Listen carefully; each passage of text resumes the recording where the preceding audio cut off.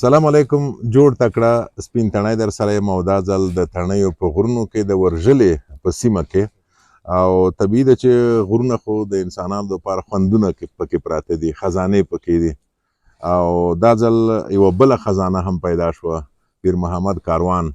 ډېره موده حتما تاسو د دو احوال نه درلوده، یا به مو په سندرو کې د ده شعرونه کیدای شي اورېدلي وي، یا به مو د ده یو نیم په غږ کې چېرته اورېدلی وي، خو ډېره موده فکر کوم دی نه و، خو کاروان صاحب ژوندی دی، زما په څنګ کې ناست دی. کاروان صاحب ستړی ماشې جوړ یې، دا به ښه ساتې ښه دی په خیر، مننه، ژوندی دی. کاروان صاحب د غري نه مې چې نن کتل ډېر خوندور دي. فکر کوي چې دا د غره اثر څه دی، په شاعر باندې څه اثر دی؟ خبره دا د سپین ګله چې د غر چې دی ټیټې جګې لري، لوړې ژورې لري، دنګې څوکې لري، اسمان ته ور نږدې دی، ستورو ته ور نږدې دی، سپوږمۍ ته، لمر ته، او د وحشي مارغانو هغه نغمې چې په غره کې دي بل ځای نه پیدا کېږي. نو غر د جمال او د جلال په اصطلاح یو سمبول دی، یو د جلال او د جمال یو مفسر دی چې هغه د خدایي جمال او جلال تشریح کوي. او موږ تاسو خلک یو متل هم لري چې تمه یا ښو میړونو ته کېږي یا لوړو غرونو ته. نو هغه لنډۍ کوم غر ډېر یاد شوی دی چې په جګو غرونو د خدای نظر دی، په سر یې واورې وروي په بیخ ګلونه. او بله خبره دا ده، ما فطرتاً د غره سره مې داسې زړه م تړلی دی. موږ د کلی چې دی غره په لمن کې دی، لکه دغه او کلی هم دی، غر هم دی. نو داسې وبله چې هغه د ژوند د ماشومتوب ډېره شېبې مې په غره کې تېرې شوي دي. یو د ژمي هغه 3 میاشتې په کلي کې به وو، نوره به مونږ په غره کې وبانډې به وې. نو د ماشومتوب نه مې غر په زړه کې، په روح کې، په خیال کې، په خاطراتو کې داسې روان دی. یو بیت مته په یادېږي چې زړه کې مې روانې د څېړیو دنګې ونې دي، څوکه د پستو جینکو ښار ته مخامخ یم. کاروان صاحب مخکې تا خبره وکړه چې د غرو په لمنو کې یا د غرو په څنډو کې تا ژوند کاوه، خو دلته زه چې خپل کلي ته راغلم، زموږ کلی بیخي د غره په سار کې دی، د غره. او ما ته اوس په زړه کې پوښتنه پیدا شوه چې کیدای شي زما د ډېرو کلیوانو نومونه د باز سره تړلي دي، مثلا دین باز، مایل باز، غنی باز، که میګ په اصطلاح خو بوز وته کنه، دین بوز، مایل بوز، غنی بوز، معنا دا چې دا جګ منطقه نه دي او د الوت حالت کې دي کنه، نو ځکه د بازان نمونه په یې دي. بالکل دا خبره بیخي صحیح ده کنه. پښتو لنډیو کې دا خبره ډیره یاد شوې ده چې نن مې جانان لیدلی نه دی، لکه سپین باز لوړې ژورې لټوم. لوړې ژورې خو په غره کې وي که نه. نو د چا خبره چې غره ته ځې نو باید د باز وزرې ولرې، او بیا شاعر چې دی هغه بیا د غره نه لرې وي، نو ته باید د خیال وزرې ولرې چې دا د غره په دنګو څوکو کې الوت وکړې، د دنګې څوکې نه ژورو ته راټیټ شي، بیا بیرته جګ شي، اسمان ته جګ شي، بیا راټیټ شي. کاروان صاحب ستاسو د شعر یوه برخه مې رایاده شوه، چینار خبرې کوي، وایي او خو دغه باز غمازګر را سره رخه کېده. دغه باز ما او تا سره هم رخه کوي، نه مو پرېږدي. دا باز غمازګر اوس زموږ غږ ته مزاحمت کوي. خدای دې وکړي چې غږ مو سم واورئ.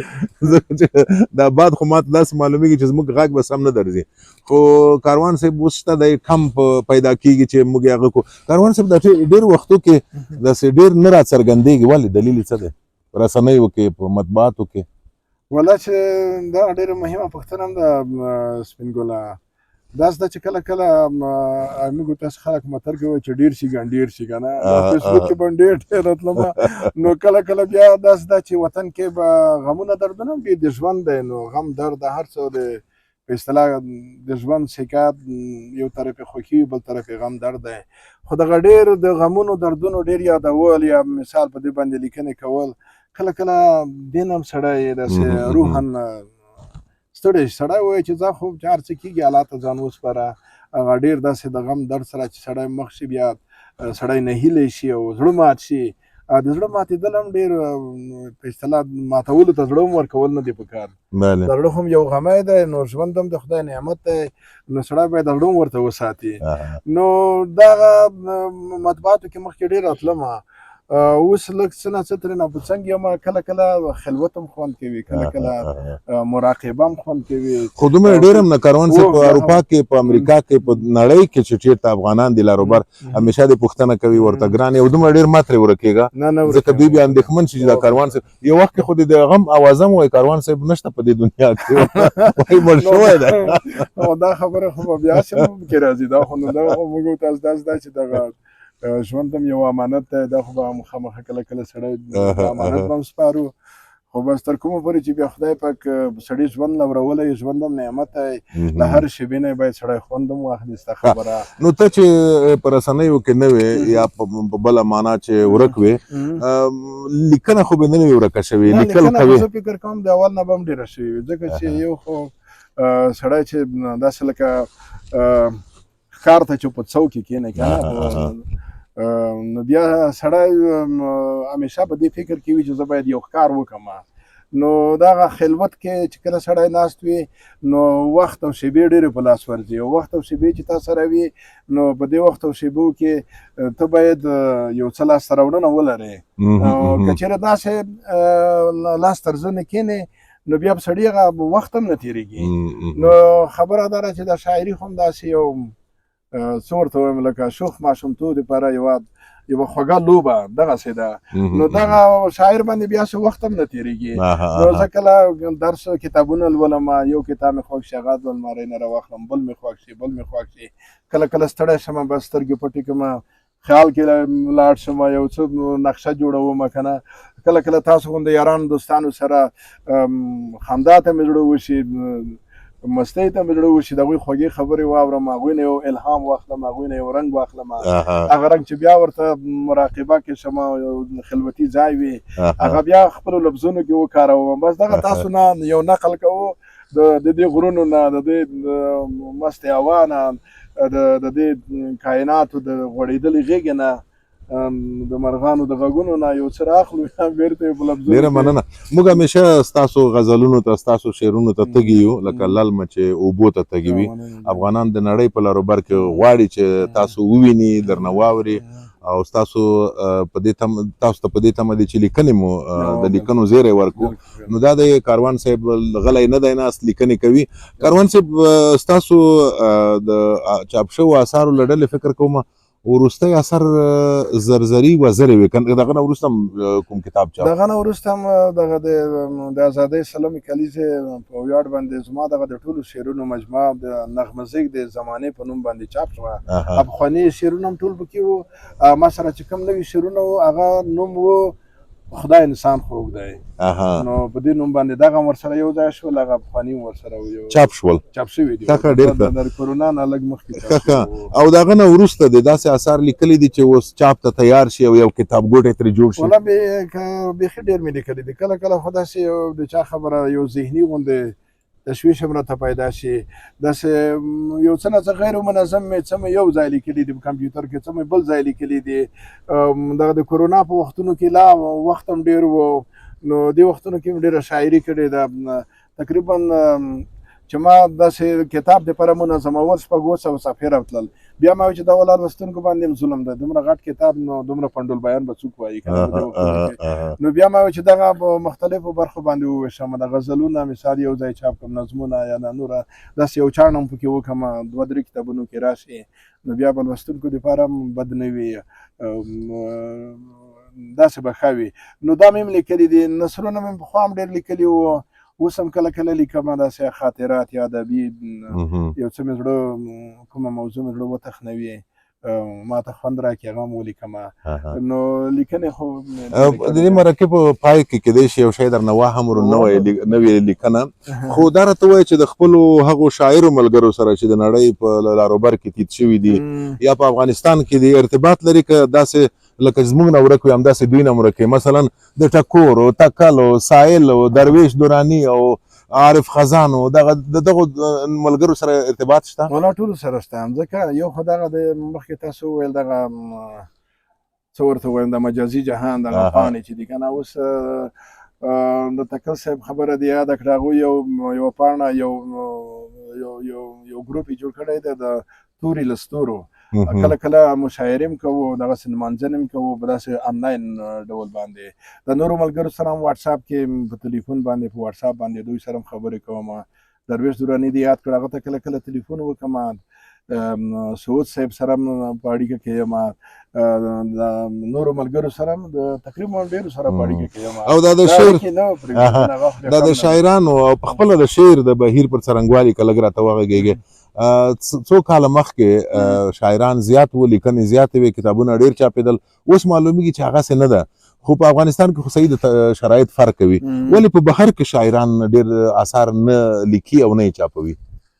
ولا د بهر خو داسې خبره ده چې دغه ژوند چې دی دغه زما په نظر باندې دا ډېر چې متمدن شي، نو دلته داسې شي نه چې اولیتونه نور شیان ونیسي که نه، تخنیک دی، تکنالوژي ده، مسلکونه دي، دغه شیانو ته د هغه متمدن ملکونه دي ته یې ډېره مخه شي. او دا شعر و شاعري خو دا غرونه نه دي که نه، نو دغه خپله دغه د هره ونه شاعره ده، په اصطلاح دا د غره څوکه شاعره ده، دغه سړي ته شعر ورکوي. نو د زموږ داسې ژوند زه فکر کوم شعر دپاره ډېر جوړ دی، نو دلته شاعري ډېره ده. و تاسو دا خبره یاده کړه چې په د نن سبا وخت کې و یو څه نه څه مخکې به کتابونه هم ډېر چاپ کېدل که نه، چاپخانې. اوس دا د چاپخانو بازار یو څه نه څه لږ سوټ شوی دی، د بازار د کتاب د لوستلو بازار هم، خو زه فکر کوم چې ورو ورو به دا بیا بیرته رونق پیدا کوي، خوند و رنګ به پکې راځي، ځکه چې بیا هم دغه مجازي نړۍ چې ده د شاعرانو سره د لیکوالانو سره ډېره مرسته کوي، د یو بل سره په تماس کې دي. په دې مجازي نړۍ کې چې مثال د یو شاعر یو شعر راځي، کیدای شي نورو شاعرانو دپاره د بازوقه لوستونکو دپاره یو الهام پکې وي، نو بیرته به زه فکر کوم چې بیا به داسې دغه د شعر و شاعرۍ او د کتابونو د چاپ او د کتاب بازار زه فکر کوم چې بله خبره چې خلک اندېښمن دي په اروپا یا په نوره نړۍ کې، هغه دا دی چې وایي چې په دې حکومت کې، په دې وطن کې، په اوسنیو واکمنو لخوا ځینې محدودیتونه دي. تاسو دا احساس کړې ده؟ نشته در باندې که شته محدودیتونه؟ خو محدودیتونه خو دغه د چاپخانو خبره مې وکړه، مخکې به په کابل کې مثال داسې یعنې د کتاب د چاپولو ادارې به ډېرې وې، یعنې د لیکوالانو کتابونه، د شاعرانو کتابونه به ډېر چاپېدل. اوس هغسې نه دي. نه مطلب مې دا و چې واکمن مثلا سانسور یا درته ووایي چې داسې شعر مه لیکه، یا ته خپله ویلي چې یاره که دا شعر ولیکم کیدای شي اوسني واکمنو ته خوند ورنه کړي، یا دوی څه درته وایي، داسې څه شته؟ نو داسې څه خو ما خو زه خپله نه یم ورسره مخ شوی او نه مې داسې د واکمنو خو مخکې داسې څه په دې باندې بحث کړی دی، خو داسې خبره ده چې موږ تاسې متل دی وایي چې شمال نه وي باد نه وي ونه نه ښورېږي، دا چې څوک شکایت کوي خامخا به یو څه به وي. او فکر کوم سړی بیا که یو مخې سترګې به ځینې شیانو باندې پټې کړي بیا هم ښه خبره نه ده. او ستاسو د شعر په فطرت باندې، ستاسو د شعر په څرنګوالي باندې اوسني حالت اغېز کړی دی، هغه په منفي ډول که نه؟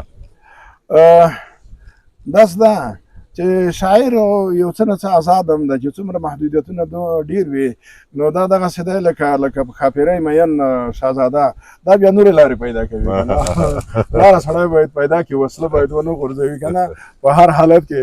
خو بیا هر وخت هر مهال چې دی